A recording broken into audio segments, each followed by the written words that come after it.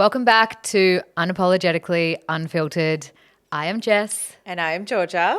We're back today to continue our evolution in dating post-filming Stranded on Honeymoon Island, because those experiences change you.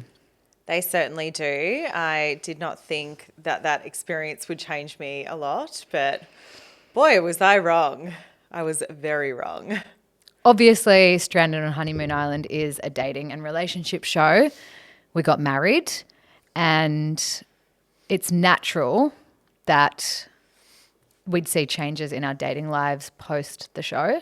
I mean, not everyone did, not everyone would, but I certainly did. Oh, yeah, I certainly did as well. So we're going to talk about that in this episode. So, Georgia, how did you approach dating after the show? Did you see any big changes between the way that you were dating prior to filming Stranded on Honeymoon Island versus post?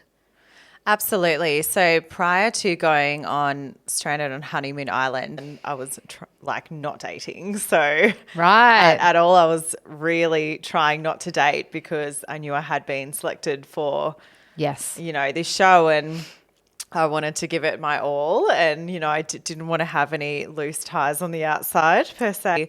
My dating before the show, I was intentional. What do you mean? What do you mean? I know what you mean, but what do you mean for everybody else when you say intentional? So I was intentional. I'm wanting to meet someone. I was wanting to settle down. For a relationship. Yeah, for a relationship and have a life with somebody. I am a certified lover girl, so I was looking for that. I was looking for that prior to the show. Yes. After the show, I wanted to take a bit of a break because I had gone on a roller coaster of a ride with Chad in our relationship. So coming off the back of that relationship with Chad, I just wanted to have a bit of a break. So I was fully in my single girl era.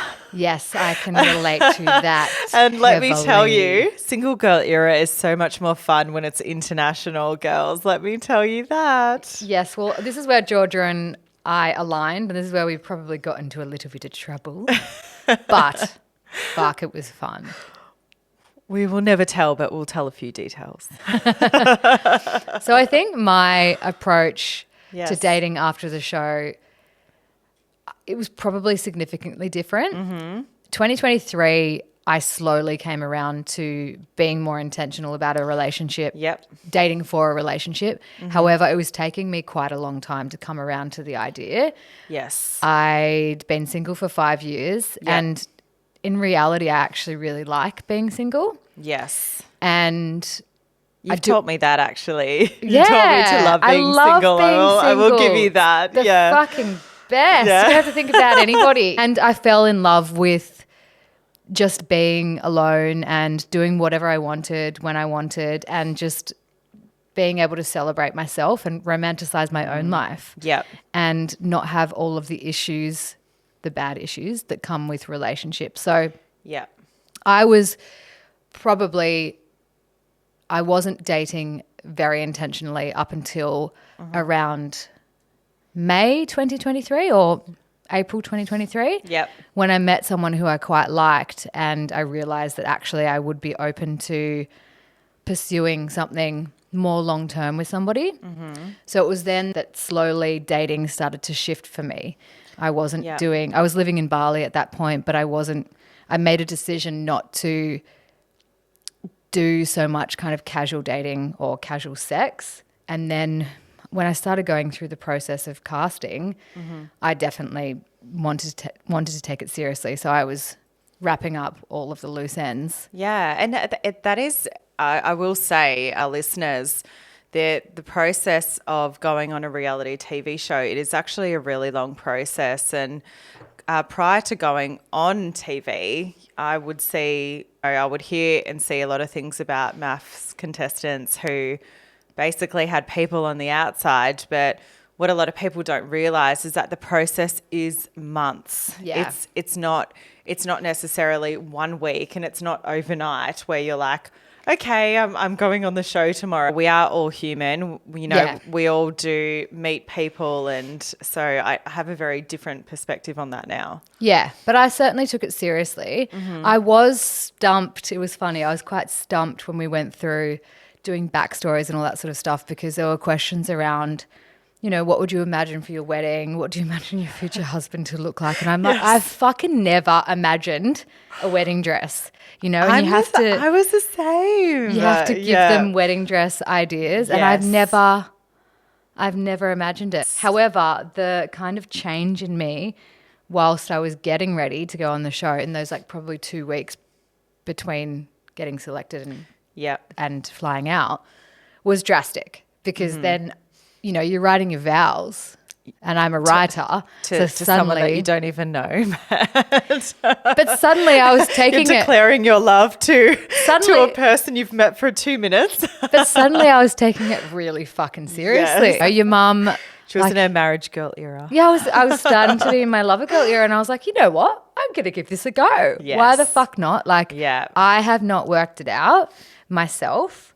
I'm in my 30s and I do want love. Yes. And I love affection, and I want to share life with somebody and travel with someone and have great adventures and make memories. Yeah. And I've seen all my friends doing that, and why shouldn't I have that too? Correct. So I really, really lent into it. And then you've got your family. Yeah. Because obviously you can't tell people, but, I've got my mum being like, oh, my God, you're getting married. Yes, I know. My parents were like, can we come? And I was like, no. I think they were really disappointed that, they couldn't come. And they were like, oh, so it's just going to be you and him? And I said, I don't know. I think so. Yeah. So, You're crazily invested in it by the time you get there. I mean, I was crazily invested in it. It was a really weird feeling, because I do remember walking down the aisle. And I kind of think that's what it would feel like, walking down to the aisle to someone that you love too. Yeah. But it was a weird feeling because you didn't know who it was going to be. Yeah, I was.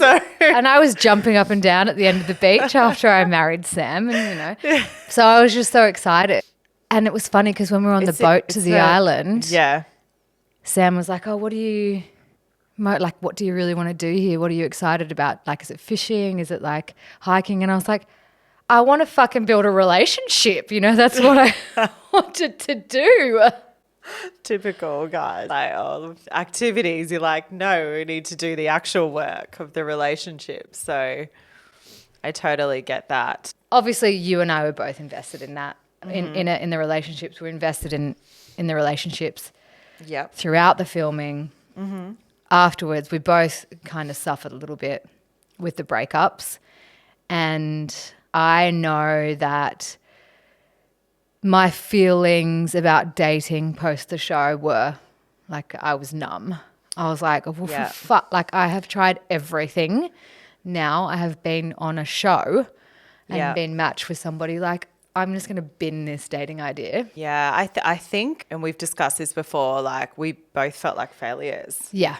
In different aspects. So I felt like a failure because, I thought I had found love on there and I had found my perfect match. And then, wow, I got home and the rug was literally pulled from underneath my feet. I felt like a failure in that aspect. And then for you as well.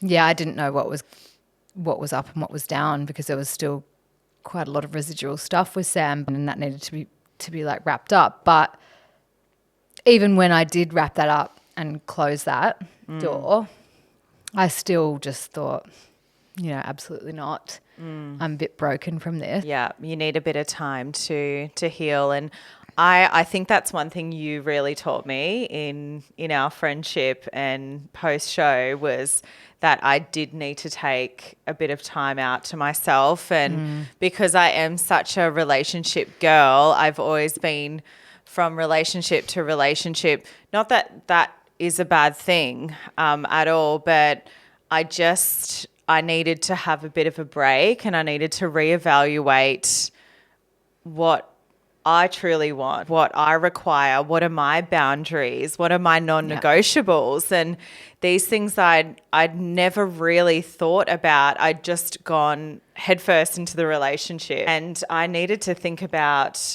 all of these things that, you know, is going to eliminate the people that actually don't want anything with me. That's correct. And I think when you're off the back of rejection, which we both were, you tend to make decisions that are not very good. Not good. Yeah. Because you kind of want to fill that hole of feeling hurt. That void. So yes, did what I do best and worked through it. And then I didn't really start dating properly until we flew to Bali. I'm not sure if I really want this to be on air. This is funny for so many reasons, because we'd just been like feeling like dog shit for quite a long time, for probably 2.5 months. Yes. We dabbled a little bit in dating, but nothing was sticking. What we were actually going through, so, you know, you guys can kind of feel what we were going through, was we'd not only been through heartbreak, but we've also been off the back of a show that we couldn't talk to anyone about. Yes. We'd been on this wild adventure that we were heavily isolated on an island with no phone, no technology. We could not talk to our family, friends. So we were not only dealing with a heartbreak, but we were also dealing with, you know, fantasy. coming off the back of that. Imagine trying to have a discussion with one of your best mates about it and being like, so, yeah, I'm upset. And they'd be like, okay, cool. So you're upset about your fake husband on your fake island on a TV show that's not actually in the world yet. I don't understand. Yes. I feel like it's one of those things that you had to be there to experience it. And I think that's why you and I connected so well together, because we did go through a similar experience. And also our ex-husbands refused to engage with us and help us they didn't want to go through it together with us, which they could have. Yes. Yeah, they didn't want to obviously continue. Yes. So after about 2.5-ish months, we were both dabbling and dating a little bit. Mm-hmm. I mean, I was working really hard, so I think I only had kind of 2 dates before we went to Bali. And I continued back at work, so I started flying. But then we came to Bali, and something just like, I mean, Bali always does this. It's, you know, my spirit animal home anyway, but Bali always lifts and shifts whatever it needs to lift and shift. Things just happen. Bali's, I feel like, such a spiritual island, so I feel like it just brings everything to the surface. And so when we got to Bali, I feel like that was where we really ripped the lid on dating. So we were doing a lot of dating. Yes. But also what I want to say is my attitude changed towards it. Like, I was a savage in that period. We were in our obsessed with ourself era. And girls out there, I totally recommend this after a breakup with someone. Everyone should do it. You need to be in your obsessed with yourself era. You can't be like sad and moping around, and like, you just need to be obsessed with yourself. Yeah, and that made us so savage. Like, we would go out at night and men would be at us like, where are you going? Can we join? And we were like, no, I don't want anyone to come. Why? Why are you so obsessed with this? Like, it was disgusting, but amazing. It was just getting back our self-worth. However, I think probably a little bit of it was a learning from Stranded for me, because it was like not a retaliation, but it was like, well, I'm not going to be treated like shit anymore, and I'm going to say exactly what I want. And if you don't step up, you don't give it to me, then you're not for me. I feel you. I don't feel like in relationships I said what I wanted enough. Yeah, same. And, you know, I'd just always be quite accommodating towards my partner and my partner's needs. And I never really looked at what about my needs. And I feel like a lot of men took advantage of that with me. So coming off the back of the show, I was like, absolutely not. You know what? I am a nice person and I'm really giving. However, boundaries. And not everyone deserves it. No, not everyone deserves a seat at the table. Yeah, but it was a great period of, I mean, I know it sounds destructive and demonic, chaotic, iconic, demonic, and idiotic, and it was all of those things. However, it was a really good time of experimentation. Learning. Because we were meeting a lot more, we were meeting lots of men, but we were saying what we needed to say. Like I went up to a guy that ghosted me in the gym and asked if his fingers were okay because he didn't text me back. Like the level of sass on that. Yeah.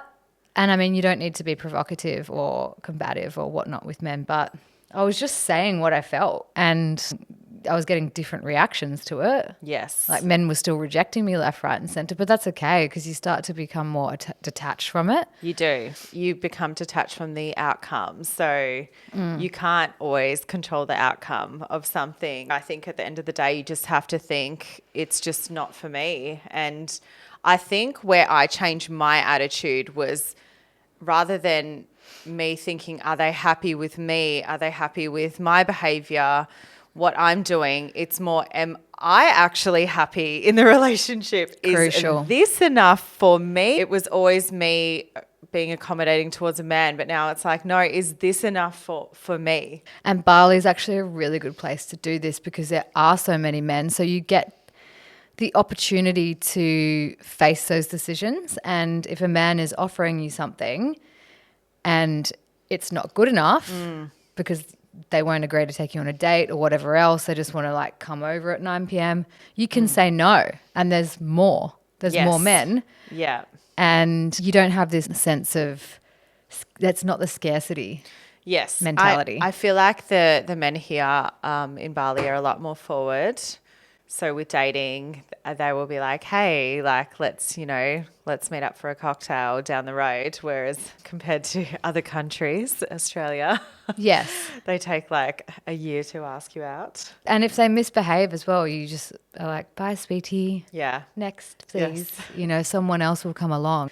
It helps with that like muscle memory and like retraining yourself to detach, but also to keep your value high because you don't have to accept. And also just, putting yourself back out there because I think that also takes a lot of courage to put yourself out there. After especially what we both went through, it was quite the experience. For us to even put ourselves out there is quite courageous. Is there anything that you would call out in the way that you date around intentionality?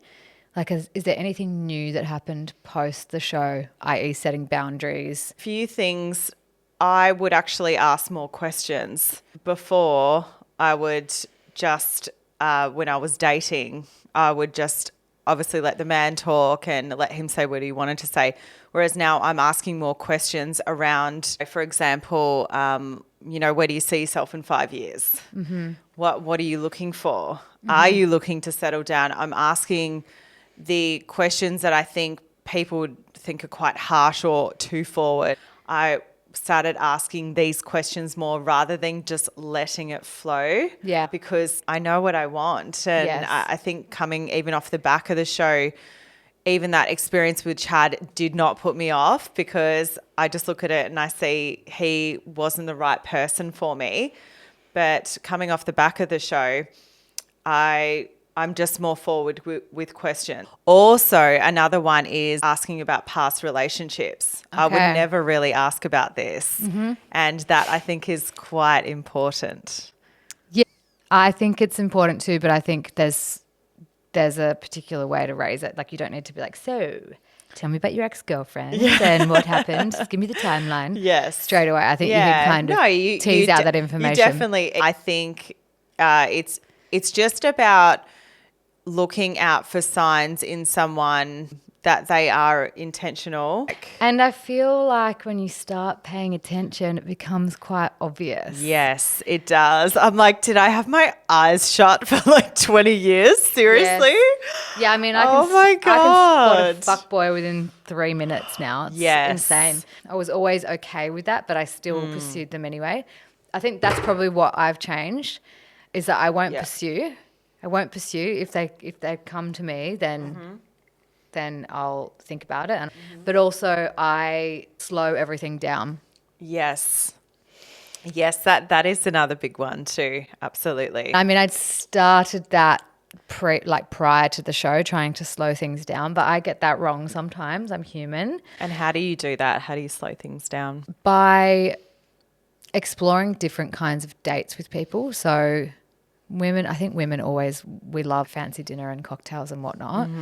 But I think having different types of dates so you can put yourself in a scenario that's not A sexy scenario. exactly non-sexy And environment. when we say a non-sexy scenario, Coconut on the beach with a sunset. It's still sexy, but it's not going to lead to sex. yes, I think I'm a big fan of day dates. So Day dates are great. Yes, and no alcohol. Yeah. Take alcohol out of it. Yeah. So remove the alcohol. I've also brought in like brunch, ice cream. Yes, you can do, like, you and I are quite heavily into our fitness. You can do fitness dates in Melbourne. Like, you can do a walk around the Tan, followed by South Melbourne Market. Yeah. Things like that. What I find that separates the men who do want the sexy time. So they're going to be like, oh, I'm not going to do a walk with her. You just want to get it in. So I'm not going to go for a walk around the park. I'm going to get her drunk and then have sex with her. Yeah, exactly.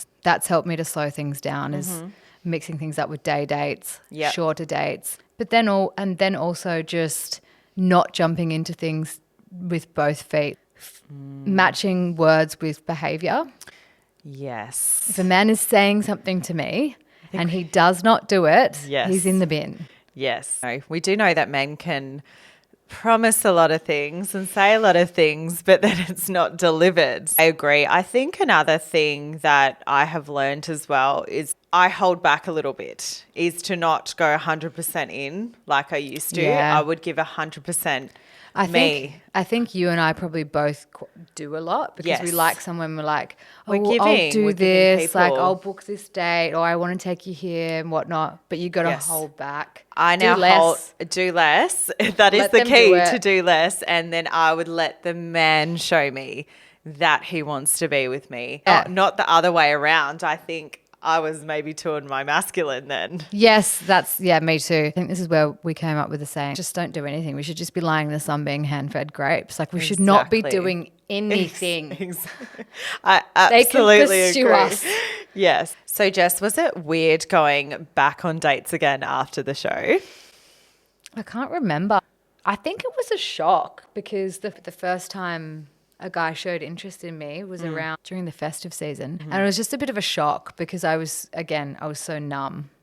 And then when I did go on a date with him, it's a bit awkward because you're holding this secret. Yes. So, so have you been dating the last few months? And like, what are you meant to say? Yeah. Oh, I got just married a stranger on an island and was isolated with them for 3 weeks. What about you? Yeah. It's a bit It was strange. weird. Yeah. It felt like we're lying about something. Yeah, or- you're holding back. It's a big thing, but probably to other people it's not a big thing. I don't know. And you're also like, oh my God, what if I date this person? I keep dating them and then the show comes out and they're like, oh my God, or what if I stop dating them? They're like, oh my God, I dated her. That was the hard thing. Everyone who I went on a date with, I thought, oh no, they're going to look and think, hold on, was she married whilst I went out with her? And you obviously can't tell the person either. And then I'd always think, like, how are they going to react when they see me on TV potentially like falling in love with another man? Yeah. I mean, now we know most of those people don't even matter, as is usually the Correct. case. But it's still not It messes like, with your head. Yeah, and it's still, I try and put myself in their position and think, how would I feel if someone who I'm dating, who I really care about, is on TV kissing someone else? It's awkward. That note of dating after filming reality TV shows, there's a lot of people that we see that come off MAFS and Love Island that actually end up in a relationship quite quickly. And married and then children. Why? I know. It is the reality TV show. I don't want to, it's not a curse because it's like, it's a positive. It's a great thing. We got off the show and people say that to you. They're like, don't worry, you'll find your person after this. There'll be so many men that are interested in you, la la la. And I'm like, no, there's not. There's absolutely what? There's absolutely not going to happen. Yeah. But it does happen. We see it a lot. It actually really does happen if you look at quite a lot of reality stars from various shows, even if they have not found love on the show, that they've actually found it after the show. Why do you think that is? I think it is such a big experience, and if you actually go with the experience and you put in the work and you are intentional and you actually you are actually intentional about being there and doing the right thing, I think you will come out on the other side of it. And I always say manifestation is real, and you speak to yourself about, I want this in my life. Well, that's the biggest manifestation exercise ever, because you're actually living it out. Exactly. You're getting married. Exactly. You're trying. Exactly. You are trying. And You're I'm writing a true vows. believer. If you keep putting yourself out there, you keep trying, you will get what you want at the end of the day. Yeah, that's my take on it too. I think it is, you open yourself up, you open your heart to the experience, and you, whether you like it or not, you become more intentional with your behavior, unless you don't have any self-awareness and you're not willing to grow. There also could be other elements of exposure post the show, but I think that'd be hectic. Yes, I think you get magnified a bit yourself. Like, you have a magnifying glass on yourself. And even on the island, we did go through quite a lot of emotional challenges and challenges as a couple. So you either take the seat of growing with that, like you either grow or you choose not to grow. And I feel like the people who do end up in really healthy relationships, they've used that platform to grow. Exactly. It's a lesson if you let it be a lesson. It's a great lesson. Hasn't it just been? It has been. All right, we're going to wrap this episode up. We certainly are. Back with more. Don't forget to like and subscribe on Spotify, rather. On Spotify, and also like on Instagram, and give us a follow. More dating experiences, and that is on its way. Next. Thanks, guys. Bye.